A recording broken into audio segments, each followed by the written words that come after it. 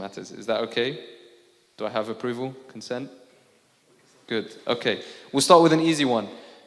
Does a man wash the dishes? Starting with Mr. Sharif. Kareem, sorry, Sharif is your brother. I do, Sharif doesn't. Sharif doesn't, okay. Iman? Yes, David? He buys the dishwasher. Okay, traditional from David. Does a man clean the house? Yes. Yeah. Absolutely. Absolutely. And he buys all the tools needed to do it. Does a man make lots of money? Ideally. Iman? Why not? Yeah. Not enough. Not enough. Does a man make more money than his wife? A married man, that is. Thank you. And when I say man, of course, I mean a man of God, which is what we're here to discuss this evening. Not necessarily. Not necessarily? I don't think it matters. Doesn't matter? Again, okay. Does a man forgive other men who have done wrong by him? Yes. According to the Bible. Absolutely. Absolutely. Okay. Does a man sell all his things and follow Jesus? We'll start with David, if we may.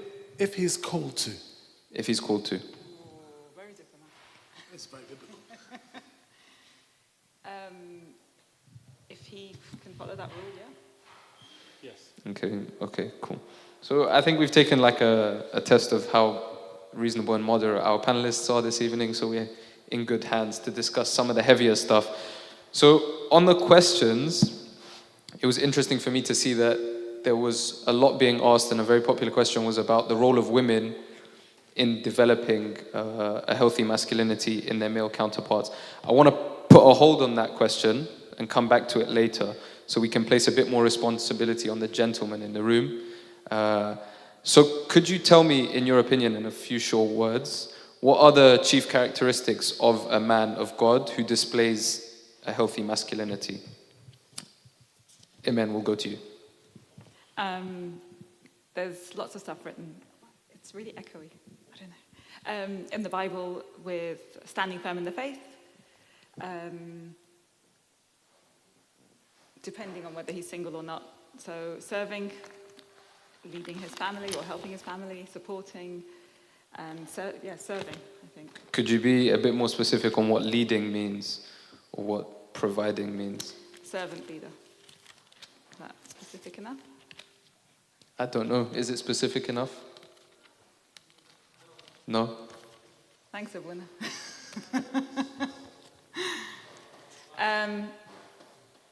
So whoever is first will be last, and serving, submitting to others, washing the feet of others as Christ did. David, could we go to you, please? Can I give it to you from the Bible? You most certainly can. Okay, so 1 Timothy chapter 6 says... He's done his homework. He panicked. But you, O man of God, flee those things being lusts and money, and pursue righteousness, godliness, faith, love, patience, and gentleness. Okay. So we have there some of the fruits of the Spirit, and the scriptures say to flee from lust and desire and money and so on. Now, I'm sure you'll agree with me, David, it's difficult for men nowadays who live in a metropolis, who need to pay rent, a mortgage, provide for their families. How do you balance your job, your work, your pursuit for, stability and survival with those other things? Because I think that's a difficulty that men in our day are facing. If I can answer the question backwards by saying that when I was a younger man, and when a few of us here, there's about 3 or 4 of us here, were in the first Friday meetings, your Friday meetings, 30 years ago, wasn't it? 95, when we were in the first meeting. You're not that old. But when we had that problem. We had that serious problem where we knew the calling of what men we were supposed to be, and we didn't know how to get there, because society, which is nowhere near as prolifically pushing as it is now through social media, was pushing an agenda against us. So what we did, and I thank God with the wisdom of the fathers as well, is created really strong, tight bonds of young men together. Those bonds, through meetings, through Bible studies, through fellowship groups, we can talk about more about later, we still have now. So now, if things get tough, the people I can turn to are the people you've already invested in, who are other people aspiring to be men of God, and therefore you have that relationship that you've built up over time. Okay, so stressing the importance of brotherhood in being able to remain steadfast. Kareem, tell us, how old are you, sorry? I'm 30. 30, okay, 30 years young. How are you finding your entry into the working world, post-graduation, and balancing that with your commitment to God? Well, to be honest, most of the last 10 years or so, I've been away from God, so I've been living more of a worldly life, and so it's more in the last year that I've been balancing coming back to church, coming back to God, and it's a different life. I think part of this whole theme of man of God is it's the same battles that pretty much all the people that you read about in the Bible faced. Is which way are you oriented? Are you oriented towards the world or oriented towards God? And you can live a worldly life and see where that gets you, and you can try and live a godly life in the world and see where that gets you. And so I'm just doing it now, and I think I'm trying to work harder, but it's better, it's more fulfilling, and I think you're only really, at the end of it, if you've tried both ways, you'll only have one choice. Okay, very interesting. And I think if you were going to David for advice, he would tell you have to find your brothers who are going through the same struggle and unify and work towards your goals in that sense, your godly goals. I do want to come back to what David mentioned, which was the pressure from the world to succeed, I suppose, in society, to fill your pockets, to gain status, and so on. Is this something that we should be resisting as men? Is this something that we should fight against and turn away from? Iman, please.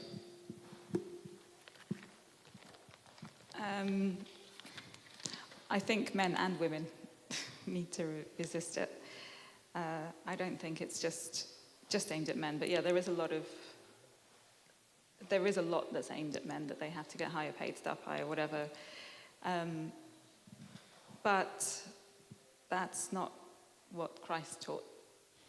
So if they do get more money, then they have more responsibility to give more money. And they have more responsibility to not be, like taken with the money. Big-headed? Addicted, big-headed. There is a couple of verses in Corinthians that say, stand fast in the faith, be brave, be strong, but let all that you do be done with love. So not to step on other people to get that promotion, to get the money. Yeah. Anything to add, Kareem? No? I think that was a good answer. Perfect. So all those points are obviously taken, but we'll all probably agree that there's this expectation on young men who are looking for a wife, perhaps, to start a family, to actually have taken care of certain things. One of the questions that we received was, what are those things that you have to have taken care of, practically speaking? And then another way to come at the question is, how do we deal with the pressure of all of those things which are falling on the heads of young men? Brotherhood, David? Repeat the question one more time. What does a young lad need to have sorted before he can present himself to a woman? There's a step to answer that we haven't asked, which is, what is a man of God? So until you know what that is, you don't know what you need to become. So can I be cheeky and ask you to pose that question first? Because otherwise you can't answer it. Kareem, give us your answer. No. Of course, yeah. No. Please, David, tell us what is a man of God in... According to the Bible, we mentioned Timothy just now, right? Which talked about... Let me open it again.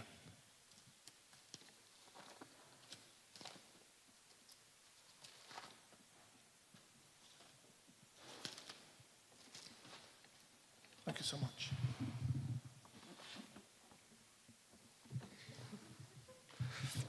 So, thank you, Howard.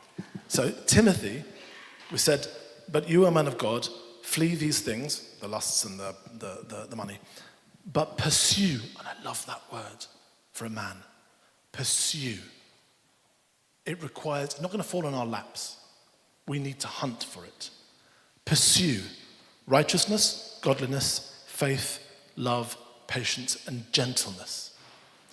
By doing that, by pursuing a life with God and pursuing those characteristics, what St. Paul then tells us in Titus, and that's Titus chapter 2, verses 6, 7, and 8. He says, likewise, exhort the young men to be sober-minded, in all things showing yourself to be a pattern of good works, in doctrine showing integrity, reverence, and incorruptibility. And if there are three characteristics that I would look for in myself, that I would try and aspire for, and that I would encourage my son or another young man to go for, would be in godly integrity, reverence, and incorruptibility. And those three characteristics are the strength of a man himself, i.e., the strength of character in a man.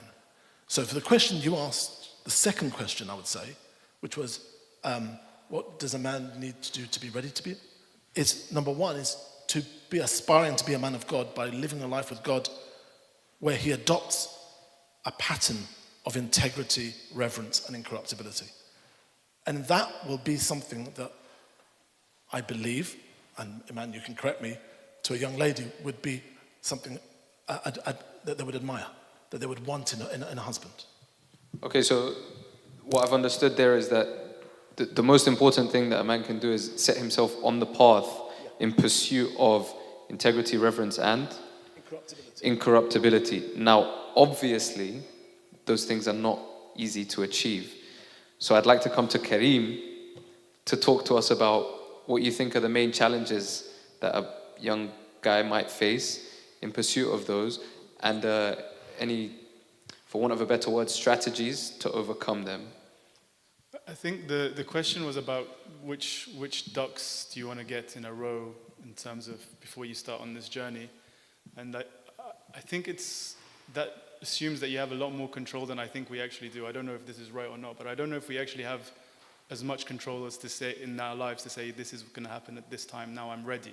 Now I've got these ducks aligned, I'm ready to go for it and I'll find it. I'm not sure it works like that. That's my own experience. I think some people, they have all their ducks aligned, but maybe God wants them to wait a little bit. Maybe God needs them to experience something, to go through something. And maybe some other people, they have no ducks aligned, they're a complete mess, and they meet the right person, and that helps them figure themselves out and get the ducks in order. So the key is, from my sort of idea of it, is that you've got your orientation sorted and you've got your eyes set on the right way. That part, and that's what David was talking about, the integrity and the strength of character, and to work on that. And that all of that is founded on where are your eyes looking, what are your foundations. And then you're going to face the setbacks. They all did, all the characters in the Bible tried to go through something, but realized how weak they were. So Moses was mighty of words and deeds, was humbled when he tried to do something his way, had lost his voice, was stuck in the wilderness, and he only really felt his strength when he succumbed to God and allowed himself to be used as a vessel. So I don't think you worry too much about I need this duck, I need this job, I need this money, I need this house. Orientate yourself and leave yourself to God and do the work that David was talking about, and then see where you're at. That's how I see it. Yeah, I mean, I think what you're trying to get to is, does he need a car? Does he need a good job? Unfortunately or fortunately, those seem to be standards that are placed on men. Those are expectations that a lot of women have, I think. And they prove to be difficulties in a man's journey. So I think there are some really practical questions that a man faces, even if he has set himself on the pursuit of God. Can I turn it upside down a bit, though? So You can, but it could be that the females are asking for that.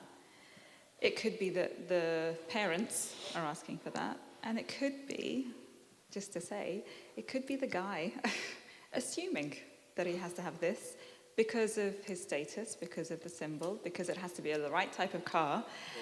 So it's not necessarily always the girls asking. I see a lot of guys with really nice cars that they have chosen of their own accord, no girl attached. They want the good car, they want a nice house, they want a good place to live, they want to be able to buy drinks for their mates. So I don't know if it's sometimes an excuse, I don't know. I'm sure it is sometimes, but I'll follow the line that you've opened there. How then does a man resist the temptation to obsess himself with these kind of status symbols and all the things that the world is demanding of him, or the things that... Go on. Go on. I don't know what it is. Go on, he doesn't know. Go on. It's your first car. I should say. Well, No, so his first car was a little, not the new Mini Coopers, but the little tiny Minis. Yeah. It was so small, right? My first Mini, right? That when we used to do Sunday school trips, it's get the boys to lean forward so we go faster. It was that old. It was tiny. Sorry.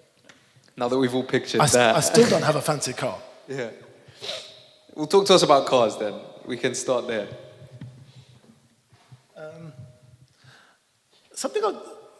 I don't know. If you see someone with a car, a fancy car, do you think that they're rich or they're poor? By definition, they spent loads of money, so they're poor. They're not necessarily rich. Or they're poorer than they were before. They're poorer than they were before Yeah. because they spent loads of money, yeah? So you think it's a status symbol positive, but it might not be. If that's where you put your worth, and ladies, if that's where you put your worth, what is it? Finance, 6 foot. No, we need you to finish this one day. I'll get it. Finance, trust fund. Finance, trust fund, 6 foot blue eyes, yeah? Is that it? Anybody fit the criteria, just raise your hands. The girls will meet you outside. All right, so, I mean, if I look at myself, I'm in finance, I'm an accountant, I don't have a trust fund, I'm not 6 foot anything, and I've definitely not got blue eyes, so I don't count anyway. So, I mean, How did you get married then, Dave? exactly. According to that definition, no chance. It depends what you're after. If that's what you're after, good luck to you.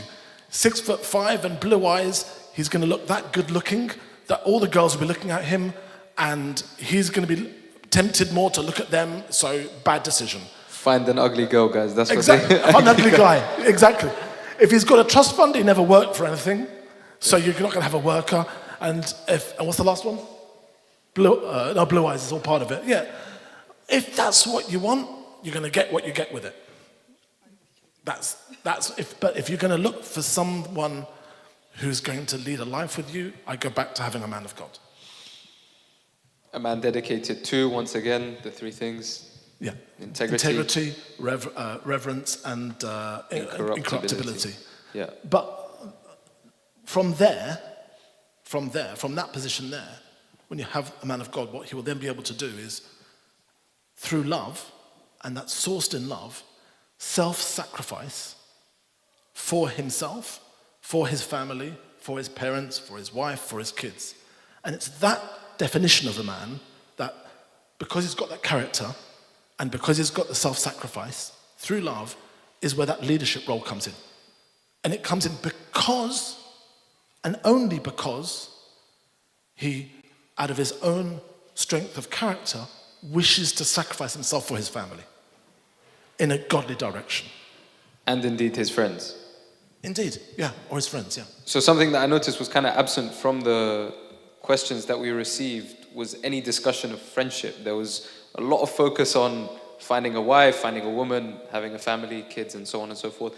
But I wanted to put the question to you, what is the role of a man of God within the context of his friendship groups, his brothers, if you will?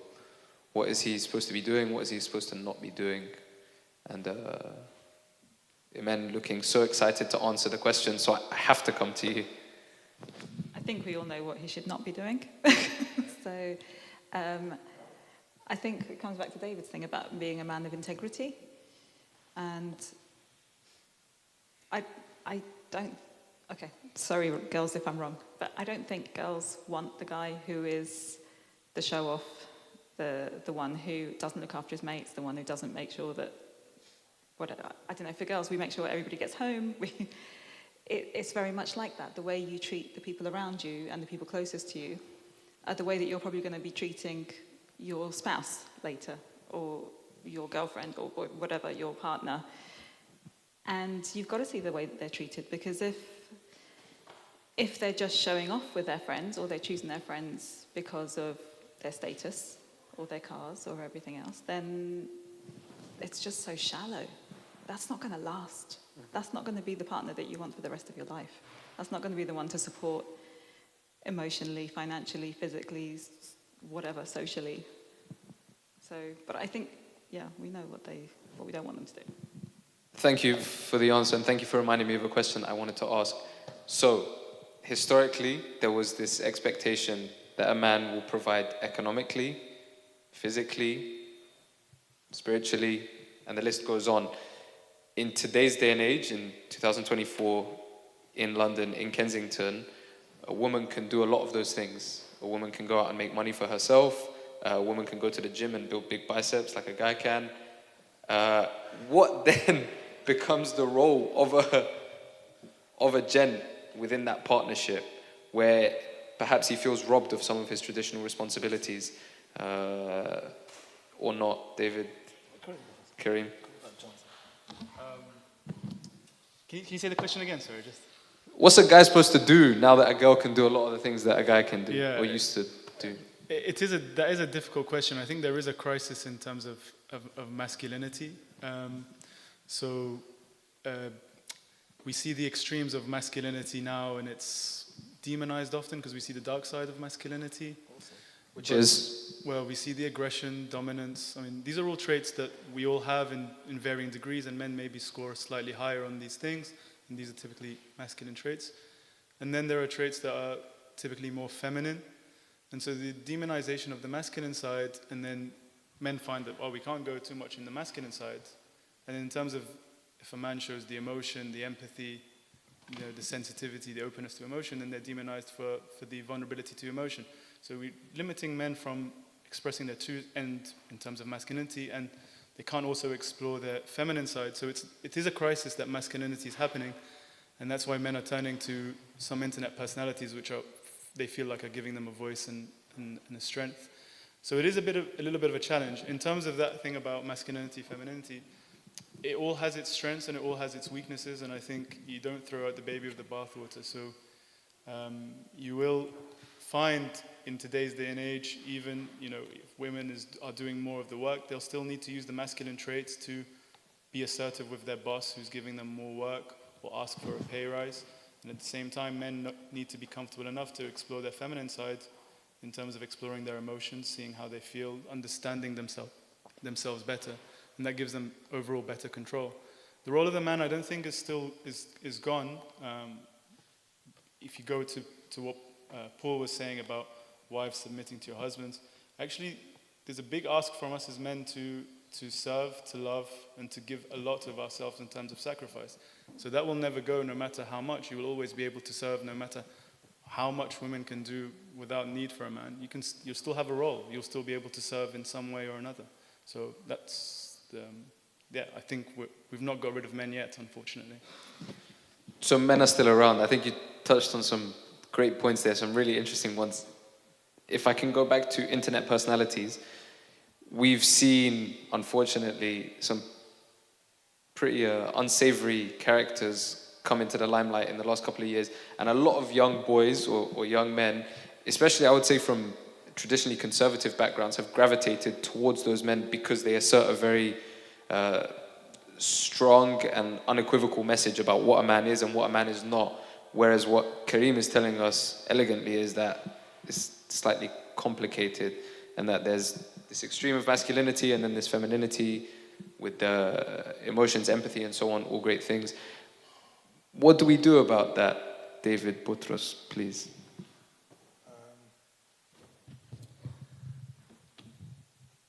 So this comes on the questions that are called the toxic masculinity piece. That's what you're talking about now. And you defined that really well in terms of aggression, in terms of dominance, status through money, status through wealth,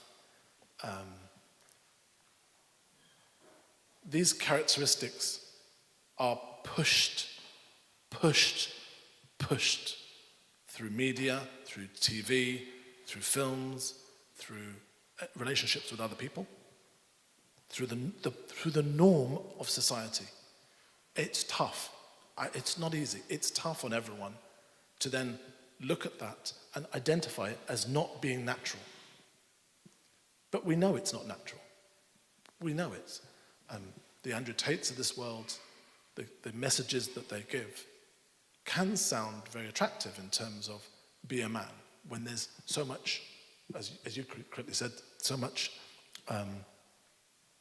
degradation of masculinity. But if you go back to the definition of masculinity in biblical, that strength of character, that status and power. I mean, by the way, the concept of not being under the sway of sin is power. It's absolute power. If lust can't get me, if desires for cars or whatever can't get me, if fear doesn't get me, I have power, more power than anybody else. So power, status, identity, if those three things are solid in a Christian concept, they challenge immediately the concept of power over others, aggression, which leads to violence, and anti-femininity, anti-aggression towards femininity. And there's a lot of really challenging attitudes against women and aggression against women that we see as a consequence of it. It's dangerous. And that's the point, that what we're talking about is not just a different form, it's dangerous. It's not healthy for the person or for society. Therefore, the first thing we have to do is realize and educate to say this is not normal and it's not right. And then limit your exposure. I and you cannot live completely in the world feeding our brains non-stop with all these messages, social medias, that are giving a negative and think you're going to be okay. The monks remove themselves from the world. I can't remove myself from the world. I can't. But I have to find a way to balance. There's a question over there. Yes.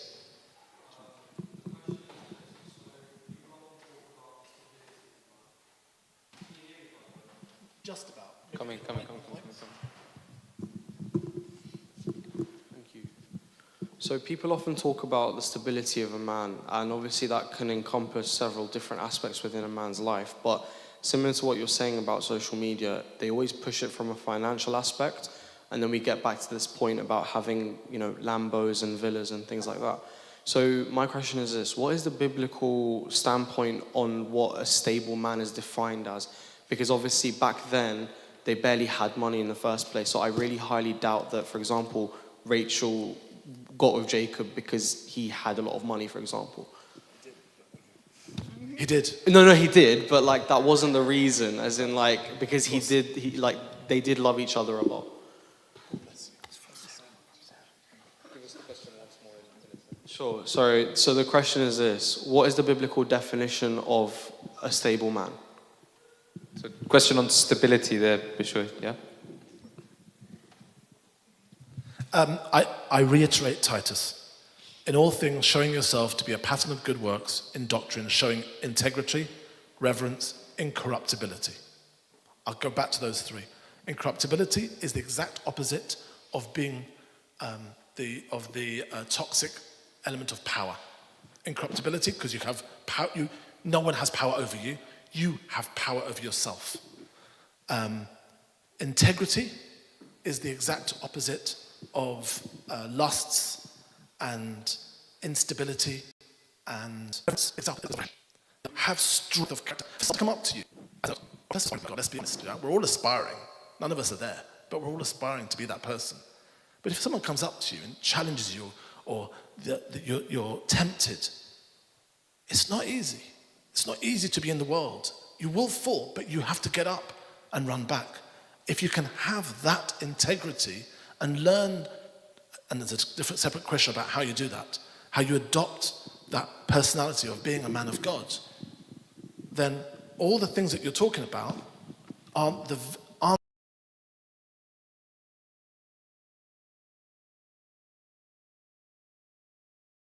things that you value anymore as being what defines me. I'm not defined by my worth in terms of the car that I've got. I'm not defined by my status as being doctor, lawyer, engineer, da-da-da-da. I'm not defined by the suits that I wear, the kit that I've got, the trainers that I'm on. They don't define me. I don't need to have a symbol to show someone else. As I said, if someone gets a fancy car, they could just be poorer, not richer.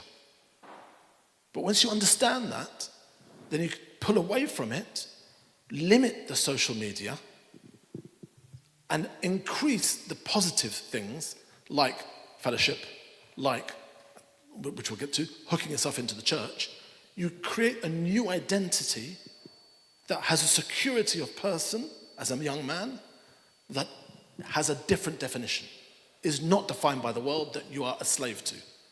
But you are empowered. You are empowered by being independently secure in God. So you not show your values or materialistic. Yes. Put much better than me, yes. Thank you, David. I really enjoyed the answer. So I think 2 or 3 very key points there. One was about this reframing of the idea of masculinity, rejecting the one that's pushed on us by the world, reinterpreting what masculinity means, even in those same terms. So power, for example, is the power that one has over themselves, as opposed to the power over other men, women, and so on. Integrity is of course, being able to resist and strength. Yeah. Strength of character. Strength of character. And the other thing that you said, which I loved, was the practical point about limiting the intake and watching what you're actually consuming and being very wary of what your information diet is, such that you can reap the outcomes that you're looking for. Kareem, anything to add?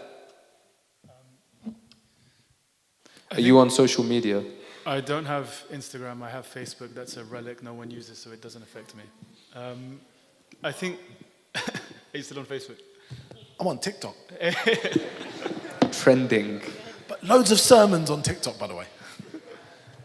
And the odd finance 6'5", whatever it is.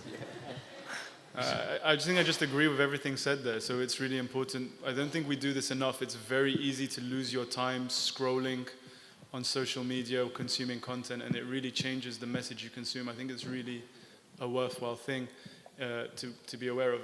In terms of stability, I guess your measure of stability is how much you can deal with and maintain your peace. And so Could you repeat that, please?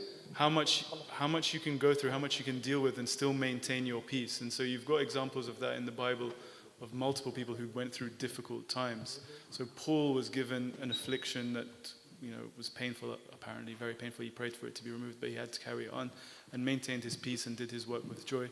Job went through a very difficult time, lost everything, and his wife told him to curse his God. And he's like, you don't accept the good, and you accept the good but not the evil. So you will go through a lot of difficult times, and you are called to carry your cross, I believe, at some point. And if you're founded in the right way and you're looking towards things, you'll be able to handle that, not necessarily by your own strength, but these people managed to handle it because they knew where they were founded. They knew what they were based on. They knew where they got their strength from. And Moses was a good example of that. I told you, he said when he was with Pharaoh, when he was in Egypt, he was a man mighty of words and deeds.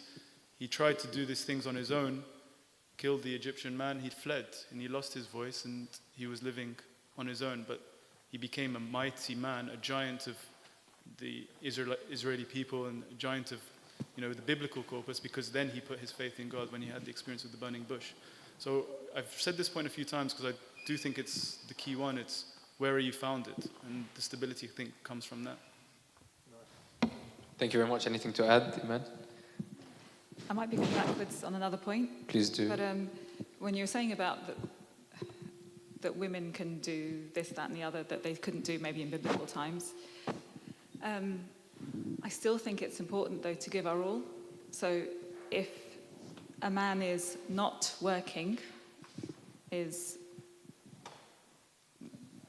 called? Say pigeon or scrub or whatever, I don't know. Say anything you like. Anyway, but like he's not working hard, he's not doing his utmost, then I think that's a red flag, because it doesn't matter if he's a doctor or an engineer or anything else, or he has a great car, but he's not putting his all into what he does. And in the Bible it says, work as if you're working for God. And I don't mean working hard like stepping on people, but just putting that in. And I think women as well, I think if guys get married to somebody who literally just wants to do nothing and input nothing into the family, the relationship, the finances, I think that's a bit of a red flag as well. So I think there's, yes, the fact that we can work, we can drive, we can do this. I think it's more responsibility that we should both be actually doing our best to better ourselves, doing our best to iron sharpens iron, to make sure the other one does their best, achieves their potential. Okay, so if you guys will excuse me, I'm going to put all the answers together and see if we can create something coherent here. So, is that fine? Is it ringing? I'm the only one hearing that. Okay. So, Iman, you're telling us that it's important, it's essential, in fact, that we do our best in the world, in our careers, in our work, in our studies, and so on and so forth. However, as David's mentioning, these are not the things that we draw our sense of identity from. Our identity comes from how we treat other people, how we behave, how we have power over ourselves. No? No? Iman's point is, if you have that personality, Yeah. you will work for your family. Uh-huh. As a consequence, not as a status symbol. And therefore, that man will sacrifice himself. The woman may earn more, that's fine. But the man will still sacrifice himself, maybe serving in the home as not even earning, right? Maybe the wife is earning. But the man's still sacrificing himself somehow for his family. It's in his character nature. There's a story I saw on the internet on this where a guy goes out for a date with a woman, right? And he says, I want to take you out for a date. She goes, okay. He goes, I'll pick you up. She goes, okay, well, I've got my karate class in the evening and I finish at 7. He goes, you do karate? He goes, yeah, I'm a black belt. He goes, wow, okay. I'll pick you up from 7 o'clock from the karate class. He knows how much money he's got. He knows he's not got a car. He goes, let's go to this restaurant, because he knows he can get there. He knows he can afford it, right? So he hasn't got that much means. He goes, let's go to that restaurant. She goes, yeah, okay. So he picks her up, takes her to the restaurant. En route, there are some hoodlums, some gangsters or some guys who want to hurt them and take the money off them. The guy in his head's thinking, you know what?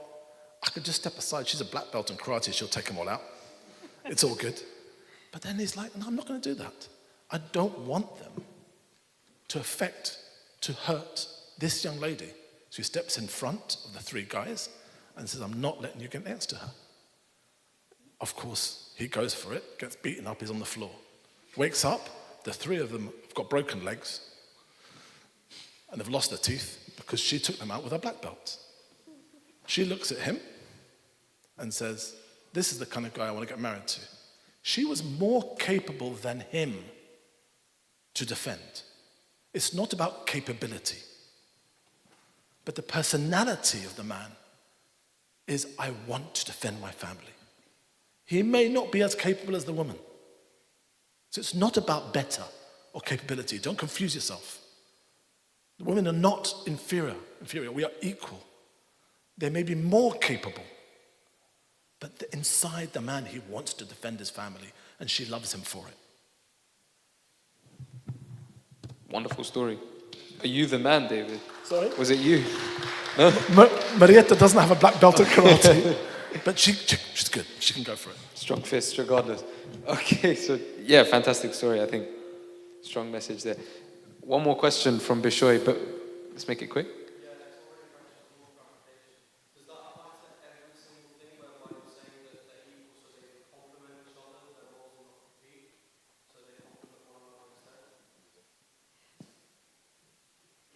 So can I say it the other way? So there are a few Christians that take some of the things in the Bible to the extreme. So there's a guy who married to an accountant, very efficient, but wouldn't let his wife touch the finances because he was the man of the house. And messed them up, completely messed them up, because, like David said, that's the other extreme. This is the guy who's like, well, I'm going to take charge, I'm going to do this is what it's written, I'm the head of the house. And that's not the thing. You do complement each other. If you have a skill that, the partner doesn't have, fine, use that skill. And then grow the other skills in the partner and the other, whatever. But you can't just take one thing to the extreme.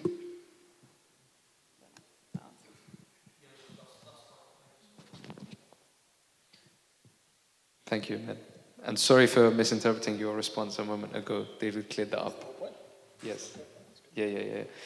So we've been through kind of expectations of women. We've been through what a man really is, how he can root himself in a new identity that's different to the one that's forced upon him or thrust upon him.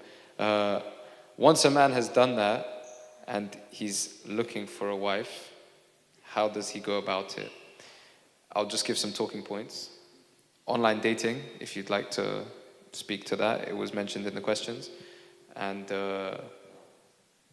I guess non-online dating, real life dating.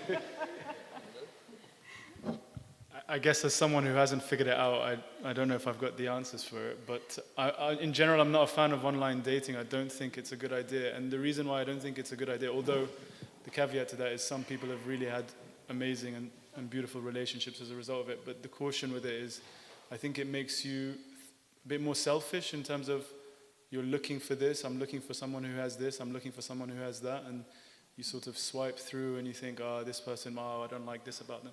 It makes you a little bit selfish in terms of what you're looking for, rather than, I don't think that's the attitude you should be going into it with. And also you develop this image of your own self, which is as some sort of commodity that you want to sell to other women. Yeah.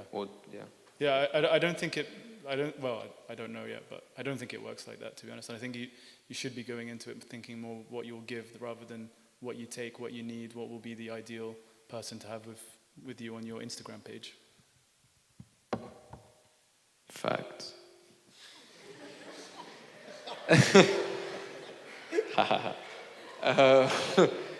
So that was great, Karim. No, thank you. But I'm going to ask you to pick up the mic again before we move over to Iman and David. So you've thrown out Hinge, you've thrown out Tinder, you've said, this isn't good, this is making me selfish, but you kind of still want a wife in a world where it's increasingly difficult to find a wife. Why? Is it? I'm bonkers, guys. Desio told you. All these ladies, okay. Karim, you're doing something wrong. You haven't found all these ladies. Come on, dude. He may have done something right today, you don't know. He might have done, I don't know. That's between him and Abuna. So, sorry, Desio. It's kind of difficult. There are expectations, there are parents, there are loads of things in the question. There's all of the stuff which we've already discussed. But let's say a guy, we can call him Justus. Justus takes a liking to a particular girl. What's her name? Can someone give me a name, Karen? Rebecca.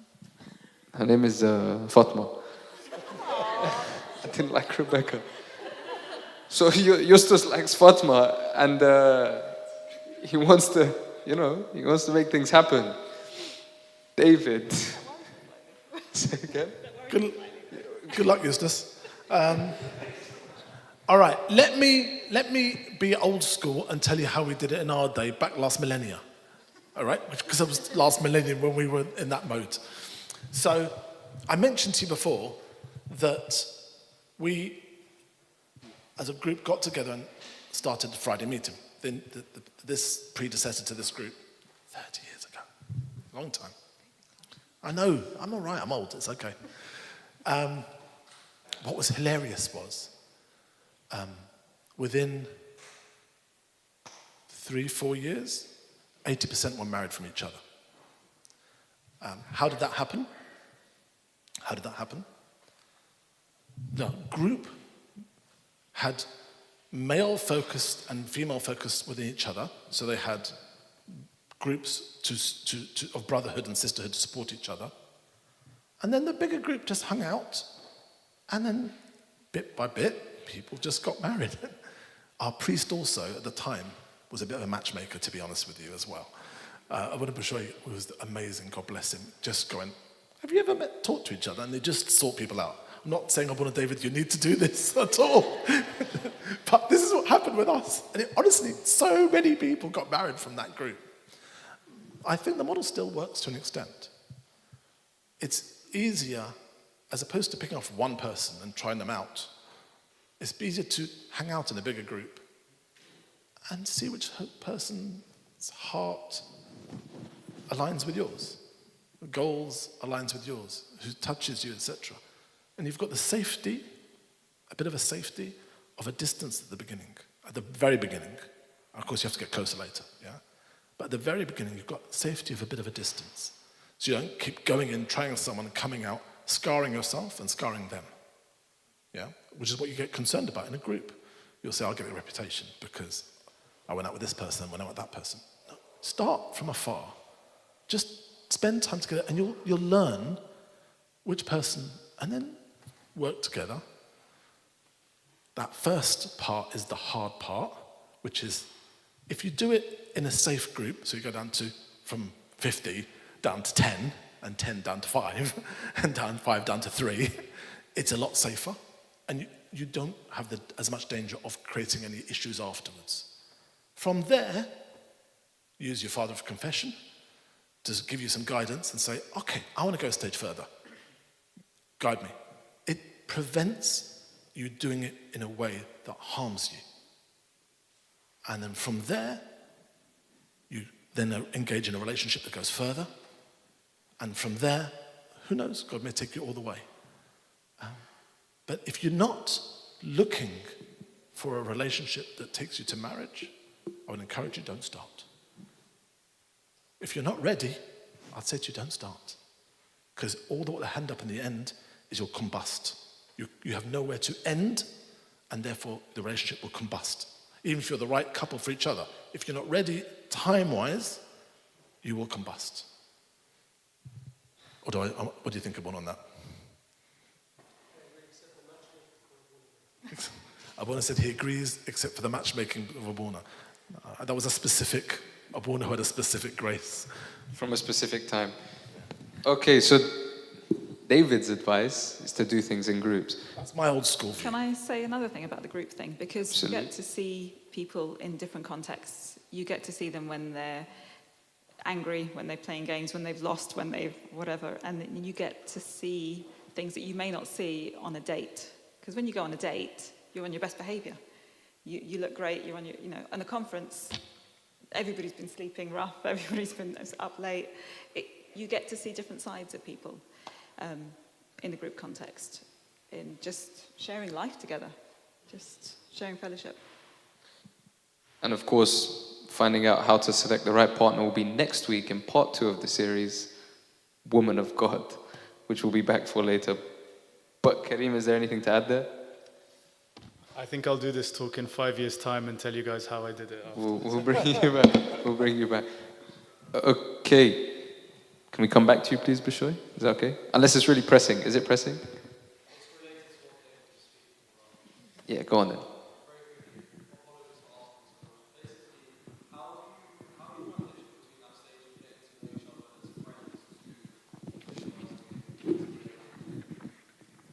Question. So how do you transition from friends to a relationship?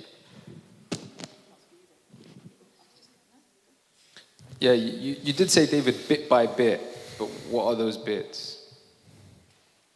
Okay, so there's obviously stages. Don't rush it. Work with your father confession. Keep asking God. Keep praying together and asking God, if it's not your will, stop it. If you can both say that prayer, that's good. Then, once you've got like the green light to start one-on-one relationship, are you getting close, etc., I would keep it public. public restaurants or something like that, that it keeps it safe at that point in time. The danger is if you descend too fast, it's like a slide. You're naturally inclined as a young man, because we're talking about young men today, you're naturally inclined as a young man to get into that relationship, and because that's how you are designed to be. It's right. It's correct. You're designed to be physical in a relationship. You're designed to have a deep, loving relationship. If you do all of that right at the beginning and you're not ready for it, it will implode. You've got, therefore, to pull right back and not allow yourself to go all the way in so quick. Pull back and go in really slow. Enjoy the relationship. Enjoy learning about the person. Enjoy their family. Who's their family, etc., and their friends, etc. Go slow, under the guidance of your spiritual father, and then step by step, with grace of God, with guidance from elders, from your mentor, whoever, hers as well, you'll find that the right person will be aligned with you. But because you don't want to scar yourself or that person, that's why I'm saying be slow and take guidance the whole time. Can we do it at the end? Is that okay? Thank you. The end is near. In more than one way. What was that? Afterwards? Okay, so David, you brought up an excellent point, which was about going to mentors, going to spiritual fathers, going to wiser people than ourselves. Where does a young man look for role models nowadays? I believe very much in the importance of having people who have been there, done that, to advise you on how to do it. Of course, your time is limited, David, otherwise we would all come to you and ask you our questions. I wouldn't. Yeah. What are the characteristics that we should look for in male role models so that we can avoid the Andrew Tates of the world and actually find, legit men? Amen. I think we've got a lot that we know. I think that if you see somebody with integrity, somebody who shows that he's a man of God in the church, somebody who's a servant, who you trust, who, they're there. You've got not just the Abunas, we have spiritual guides. There's something that in the Orthodox faith, for centuries, the word spiritual guide was different even from the Confession Father. Somebody who knows you, somebody who will see what works for you, what doesn't work for you. Will see if you're growing in the relationship or are you diminishing in this relationship. Same goes for women. So I think, and couples, spend time with older couples who have been there, done that. And, we've seen young couples that before they've gotten together have gone to an older couple's house and they've sat down and they've talked through things. So what do you expect? What do you expect of this relationship? How is this going? Where are you going? And the questions that the older couples ask are things that maybe the younger couples haven't quite thought of, and it really gets them thinking. How about for our single chaps, the ones who are brave enough to admit to themselves, I'm not actually ready, and like David said, I don't want to go into a head-on collision. Enjoy it. Enjoy being single? Being single. It means something different in these walls than it does outside. No, sorry, don't enjoy. Enjoy nothing. Serve, do stuff, grow for yourself. Yeah, actually, can I ask a practical question? What are the things that a young man can do to actually bring out his masculinity in terms of activities? Should he go rock climbing? Should he do martial arts? Should he these kind of things? Do all these things. Do everything. Okay. Do everything. Do everything that's suitable. I would encourage, if we're talking about young men, if a young man is at that point in life, serve. Serve. Serve. Serve someone. Because if you learn to serve now, you will serve later as a husband and father. And this And if I go further, if I go back to my experience, my fellowship group, my mates, etc., we also had a conversation about going deep. At this stage of your life, go deep into God and deep into the church. So one of us picked up iconography, became an iconographer. Another one picked up hymnology, learned hymns. The other one picked up the Bible and went deep into it. Another one, patristics. At this age of your life, go deep with God. As deep as you can, because you have the strength of youth that you learn. I can't learn the things that you learn in your A-levels, your degrees, your PhDs, your business. You guys have brains that are vastly more superior to mine. You can learn things that I can never learn. Use this stage to go deep with God and deep in the church, and, more importantly, to take that and serve with it. Give it to God. And I encourage that with all of my heart as something that was beneficial for you. Kareem, how do you spend your spare time? I think the most important thing is try to not be idle, which is what David was saying. It's really easy to be idle.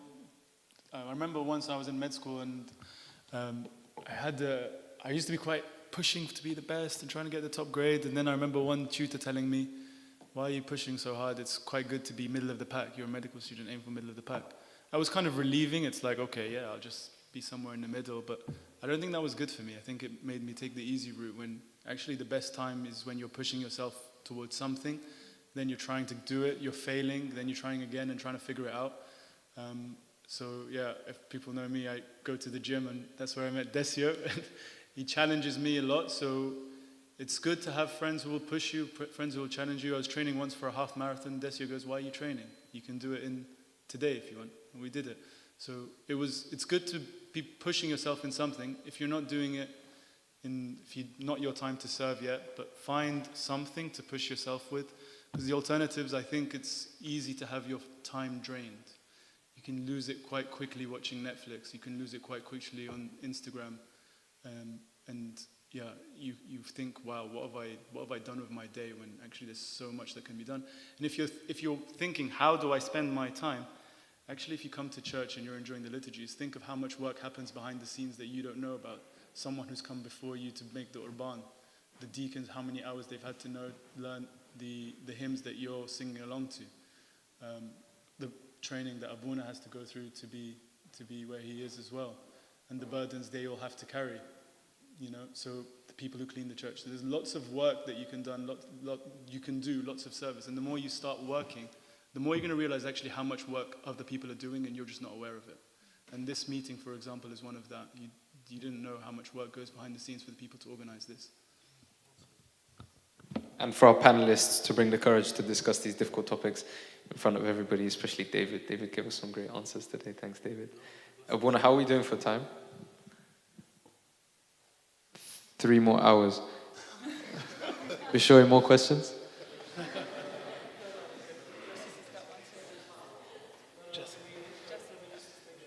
Yeah, we're gonna, I suppose, open to the floor.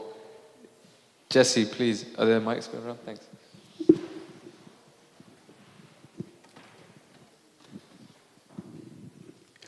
Yeah, I wanted to ask, so we talked about negative influences on social media, and we're often told to limit the amount of social media we consume, which I think is a positive thing in part, but with every generation comes new forms of media in terms of receiving news, in terms of dissemination of information.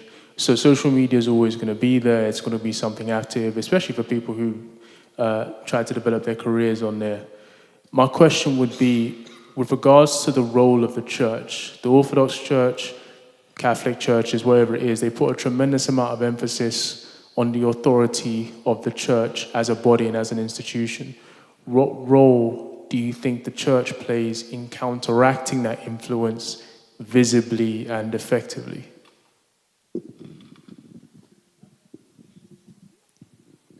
Have we understood the question?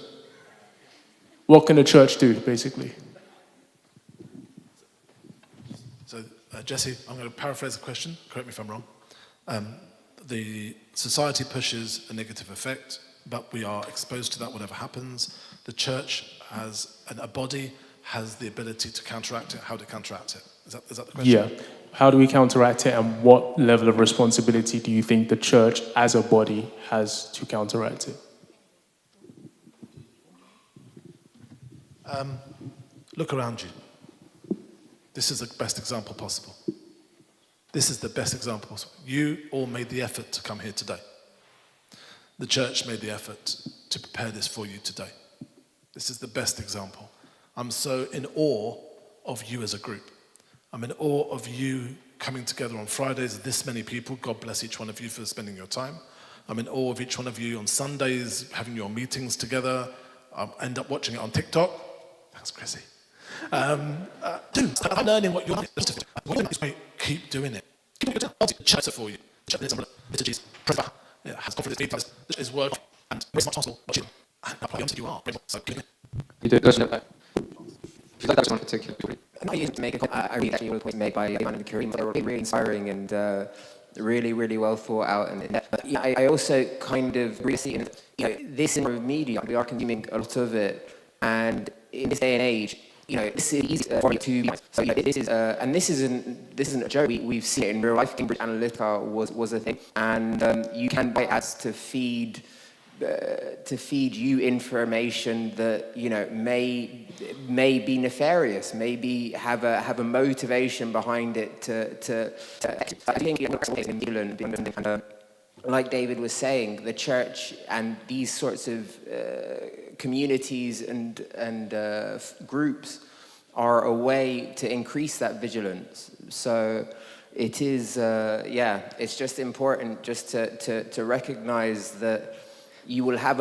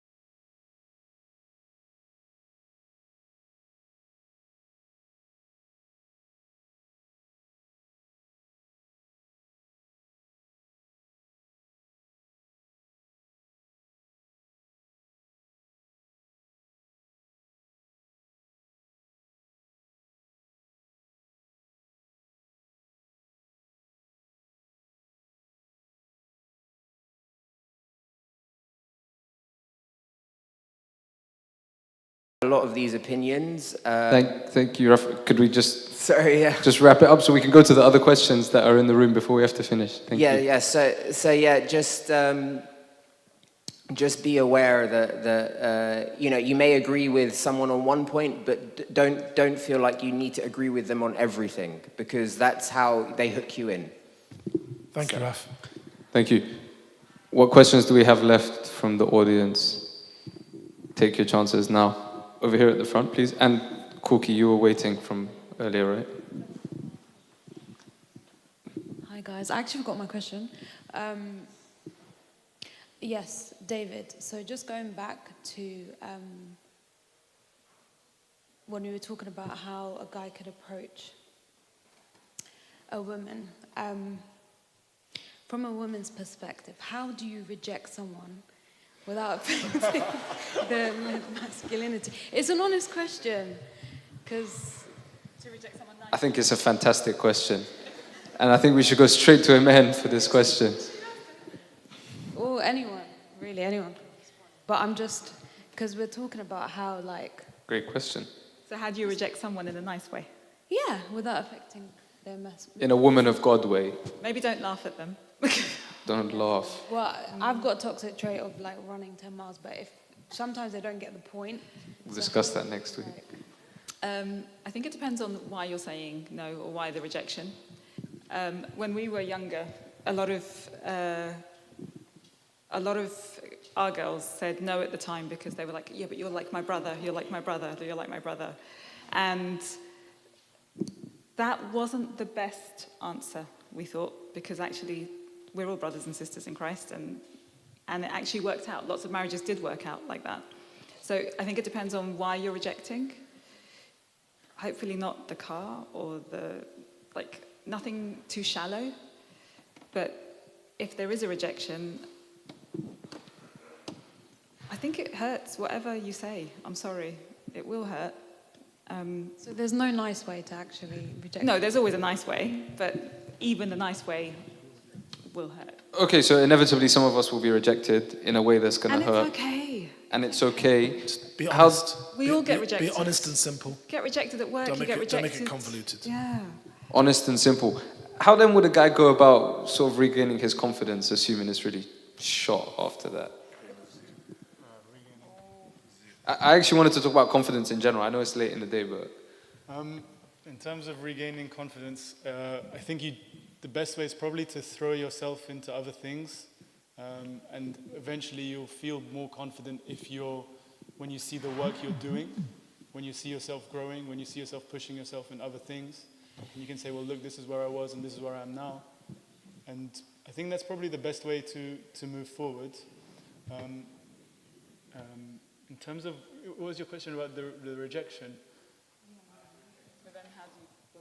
I had the point for your thing, but for how to reject? Yeah, I'll remember it, but I'll come back to me. I'll remember it. I'm building the confidence back up. So the young man, thank God you didn't go down the wrong path. If you've got that in your brain, great. But that's very stoic to have that. And we're full of emotion in reality. So getting from one place to another isn't easy, but that's the answer. Do men cry? Do men of God cry? Yes. Jesus cried. That's mic drop answer. You can drop that mic. Drop the mic. Jesus cried. Abuna. Yeah, just on the rejection bit. Sorry, Cook. It's a beautiful question, and thank God nobody said go to Abuna to sort it out for you. I think the bit here is if we actually have prayed enough about this and have approached it in God, your will be done. I will accept God's will and focus on that rather than feeling rejected. That will be the test. Because if you go in and you're feeling, I am rejected, you're discarding God's work in the journey. And if you are going in, God, if this is from you, complete. If it's not from you, stop. And one of the ways of stopping is being rejected, then I have just accepted God.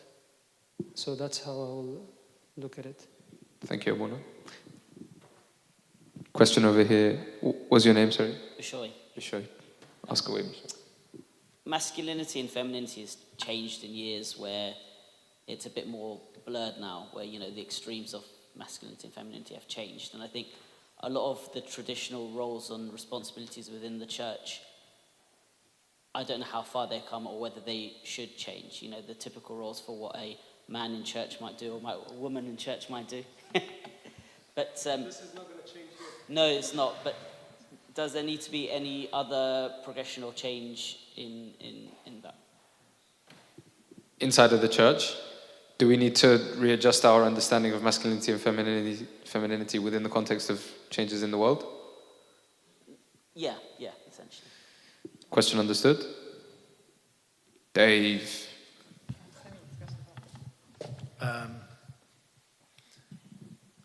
People form the church. The doctrine forms the church. Doctrine, no. People, sure. If the doctrine itself is biblical and has the correct pattern to it, then all well and good. If people apply it in a way that culturally, especially coming from Egypt, that culturally isn't aligned to it, then the church will need to develop and does develop. And I think that's valid. As we, as a society, do grow, you'll see that natural development and change, but baselined still on the biblical and doctrinal foundations of the church. Was that a good compromise, Abuna? Thank you, David. Oh, Iman, go on, say it, yeah. You're right. So I was just adding, so the big T and small t for tradition. So the big T for tradition is this, is the saints, the fathers of the church. Small t for tradition is, in Egypt we did this. That's the small t. Those are the things that can change. That's the culture. The things that can't change, big T. Big T. Okay.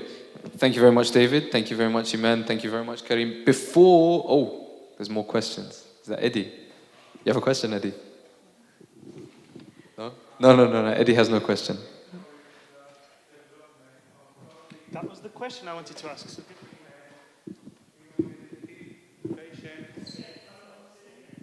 and self-control without diminishing their sense of strength or leadership. Excellent question. How can women encourage the development of godly shape? Let's go to Kareem. I was struggling when I saw this question to how to answer it. Caveat, this question, this question can be layered in three ways. So a relationship between a brother and a sister, like biological brother and sister, the role that they play with each other, the role of women and men as friends, and then the role of the wife and the husband. That's how this question was asked. I know who asked it, that's why I'm just clarifying it, because there's not enough characters. It's a difficult question to answer, and I don't know how much pressure or responsibility you're putting on yourselves to change someone else or encourage someone's growth. I think the best thing in general is to be the best version of yourself, be a good example, grow your own godly traits, and then treat the other person with love and pray for them. I think that's probably the best way you're going to have of helping someone grow in terms of the fruits of the Spirit. I mean, the alternative is you try like some sort of conditioning of rewards and, encourage them, and maybe that would work, but I don't think Pavlovian dog theory is going to work in this case. I think the best way is to generally just be the best version of yourself. They will see, when you're growing with God, people will see that. They will feel it, and they will want to know, what are you doing? And I think that's probably the best way, but I'm not sure if anyone has anything else to add. Thank you, Kareem. There's always afterwards. Guys, I've taken real liberties with the time because I've been enjoying myself too much. So thank you for your patience. Thank you for listening. Thank you for staying. We will no. We will just have closing remarks to summarize whichever points you felt were most profound. We'll start with Iman. Just one sentence, two sentences for the men and women in the room to take home and reflect on. As Christians, iron sharpens iron. Let's encourage each other to be the best. Iron sharpens iron. Kareem. I actually have a poem. Yes! But I didn't write let's it. do a poem. I think it's a very nice poem, and I came across it this week, and I think it's really nice in terms of masculinity. You know it. If you can keep your head when all about you are losing theirs and blaming it on you, if you can trust yourself when all men doubt you, but make allowance for their doubting too, if you can wait and not be tired by waiting, or being lied about, don't deal in lies, or being hated, don't give way to hating, and yet don't look too good nor talk too wise. If you can dream and not make dreams your master, if you can think and not make thoughts your aim, if you can meet with triumph and disaster, and treat those two impostors just the same, if you can bear to hear the truth you've spoken, twisted by knaves to make a trap for fools, or watch the things you gave your life to broken and stoop and build them up with worn-out tools. If you can make one heap of all your winnings and risk it on one turn of pitch and toss, and lose and start again at your beginnings, and never breathe a word about your loss. If you can force your heart and nerve and sinew to serve your turn long after they are gone, and so hold on when there is nothing in you, except the will which says to them, hold on.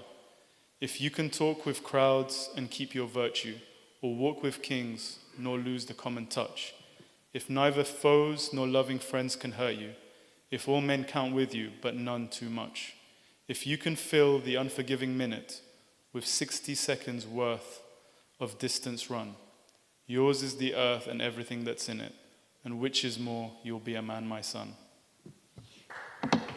That's clap for Rudyard Kipling, not for That's his famous poem. If we're just going to go to David and try and beat Rudyard there. 3 points of things that maybe I haven't mentioned as much.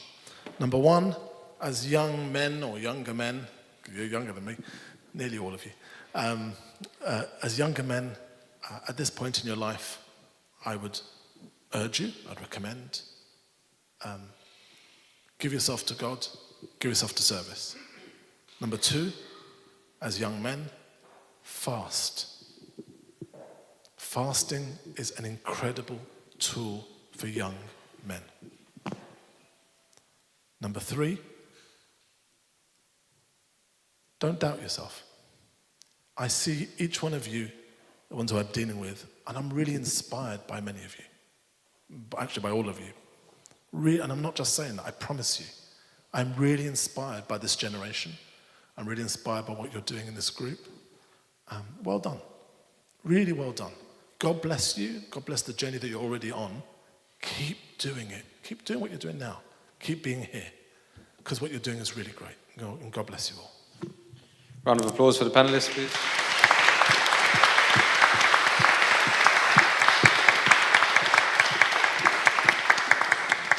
And for the host.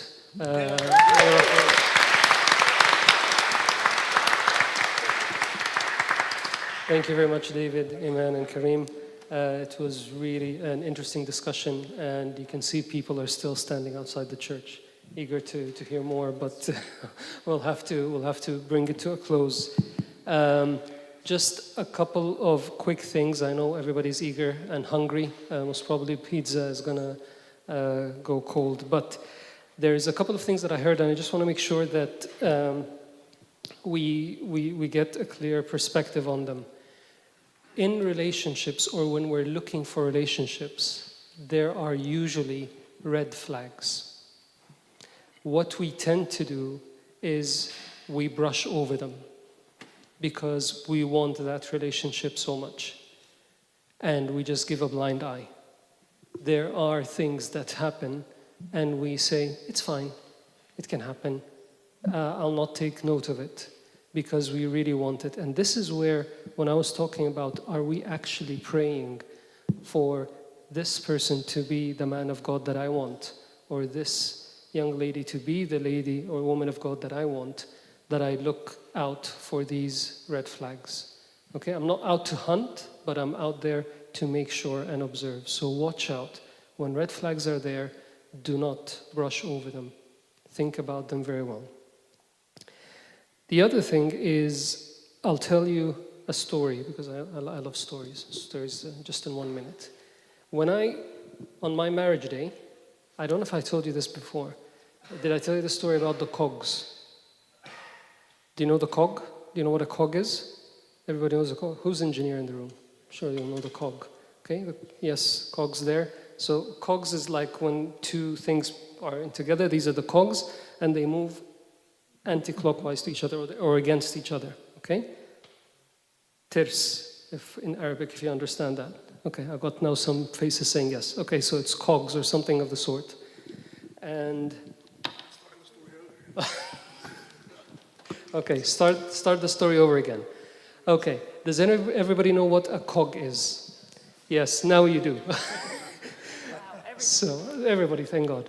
So, my father, on my wedding day, we had a couple of interesting discussions, that like in the morning, and I was getting married in the evening. That's how we used to get married in the old days. We have the wedding in the evening. Nowadays, it's like a full day event. But we had a chat in the morning, and he told me, marriage is like you and your wife are two cogs in a machine. And this machine is the machine of life. The only way the machine of life can work is if the two cogs work and they operate. But for them to operate, they do not go in the same direction. They go in opposite direction. What you have to accept is that your wife is not the same as you. She might not think the same as you. She might not have the same priorities as you. And she's a completely different character to you. But what you have to do as a man of God in the relationship is be selfless. Because the only time you think that she needs to adapt to me, not me to her, is when the cogs are going to break. And once the cogs break, the machine stops. And that's your marriage over. So make sure in that relationship you are living selfless. You are trying to adapt to her more than asking her to adapt to you in a godly way. So this has always stuck in my mind that actually if I want, a marriage focused on God, I need to have a selfless approach to my wife. It's not only about me, it's all about her. So that's the small story I have for you tonight. Now we have a number of just quick announcements. I did send earlier today an infographic about all of the liturgies and services that we have in church. There is a lot of things, and it's coming up now on the screen. There we go. So I did not put this together because my technical skills are very close to your Japanese, but some of the great people here, they did do this together. But this is everything that we have. So you have all of the liturgies. Monday morning is the priest's day off, as you can see. We don't have any liturgies. But then there is Spec on Monday. Spec starts this Monday. You need to register for Spec, so please register and come. When will we close registration? Monday, 6:55 p.m. Tomorrow, okay?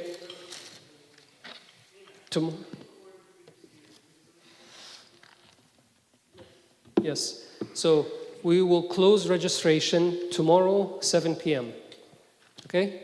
If you have not registered, please do not. Okay. So we will stop that. Okay. So we'll start 7 on Monday, and anybody needs to register the last time is tomorrow, 7 p.m. Bible study is moved now from Monday to Tuesday, but for this Tuesday, we actually are going to celebrate something on Wednesday. Does anybody know what we're going to celebrate as a church on Wednesday? Nowruz, excellent, which is Coptic New Year. So as a result of that, we have Vespers in the evening, and we have His Eminence Archbishop Angelos coming to pray Vespers with us, and this is going to be from 7 to 8 p.m. So as a result of that, we're not going to be able to have the Bible study on Tuesday, and we're going to start it the week after. Worship nights happen the last Wednesday of the month, but based on request, we are also going to have the second Wednesday of the month. We're going to have a late liturgy. So it's going to be from 6:30 to 8:30 p.m. Fasting starts from 11 a.m. And you can come and you can attend the liturgy. It's going to be in full English. WTL is online on Thursday. That's also through registration. So this is for anyone who wants to get introduced to faith. Please come to that. And then, as we know, feast on Fridays. Saturdays, we have the Vespers and Praises, and hopefully we're going to be bringing back movie nights. So that's going to happen. We're going to get a special announcement for that. And then, of course, Sunday we have the Unity and YRM after the liturgy. So please, look at this quite carefully. There is going to be a couple of other messages that I'm going to be sending out during this week. One is going to be about a new church database. And it's a link where we ask you to just register with your simple information. Please do this, because I selfishly am personally struggling to know who's here and who's not. When I go through the lists and the many groups that we have, I have over 600 names and numbers. And I need to know who is here, who's not here. I just need to make sure that I'm in touch with you guys. I don't let anyone drop. So please register. And more importantly, also put in your birthdays. I really love to say happy birthday to everyone on their birthday. And we also would like to celebrate birthdays at the end of the month. So that's going to be one. The other one is going to be about the youth ministry bank account and what we're going to be using it for. And then the final announcement is also going to be about St. Mark football team. So St. Mark football team, they're preparing for a major tournament, Kofta, and that's happening Saturday, 28th of September in Stevenage. So the plan is we all go and we support the St. Mark football team. They have promised to come back with the trophy. Okay? If they don't, we're not going to go again. Khalas? But let's try to help them out this time. Sorry. Am I missing anything? Have I missed anything? Okay. Any questions? Okay. What do I always ask at the end of any meeting? Desio, can you please do the honors? Double negative somewhere. If you do not see someone who may be here, is that correct? Thank you, Desio. I will remember not to give it to you again. Look around you, and definitely there is someone who's used to be here, and they're not here today. Please pick up the phone for whoever is not here today and just send them a message, ask about them. Honestly, guys, look around you. All of us here, we are growing in numbers and we're growing as a body of Christ. It is very easy that someone is going through a difficult time and they're on their own. The best way is to reach out. And as much as I would love to do it, I'll not be able to do this on my own. The servants will not be able to do it on their own. We need to serve, which is what David said at the end. So please, reach out to someone tonight with a message, asking about them why, if they're okay because they didn't come to Friday meeting. Okay? If there is no other questions, shall we stand up for prayer?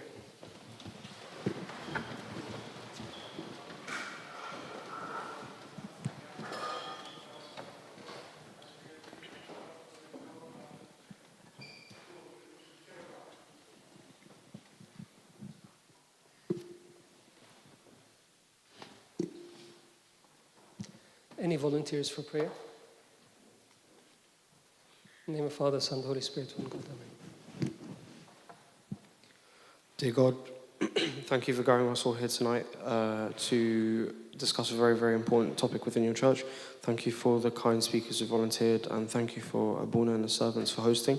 Please bless everyone here, Lord, and please keep us together in unity of your church and hear us together when we say thankfully, Our Father, who art in heaven, hallowed be thy name. Thy kingdom come, thy will be done on earth as it is in heaven. Forgive us our trespasses, as we forgive those who trespass against us. And lead us not into temptation, but deliver us from evil. Through Jesus Christ our Lord, thine is the kingdom, the power, and the glory. Just a reminder, next week we have the panel for Women of God, and we have Randa, we have Dulegi, and we have troublemaker gentleman, which I'm not going to announce about now. Come and find out who that is on Friday next week, and he's going to stir the discussion. And now may the love of God the Father, the grace of his only begotten Son, our Lord, God and Savior Jesus Christ, the fellowship and communion of the Holy Spirit be with you. Go downstairs in peace, and may the peace of God be with you all.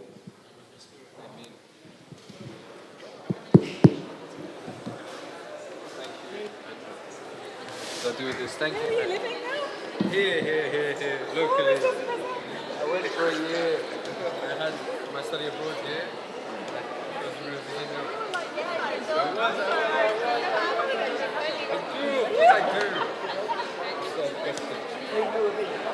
When we started at the first one, we didn't know what to expect. We did not expect this. This is really on fire. Over summer, anything like with your tippling saved the day right at the end. I printed that poem. I gave it to my dad. You know it already? Yeah. It was funny that someone asked, like, how do you define masculinity? Thank you so much.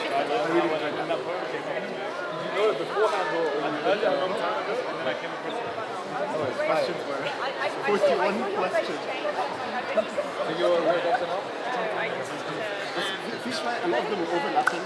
A lot were answered throughout the whole panel. So some were very open-ended.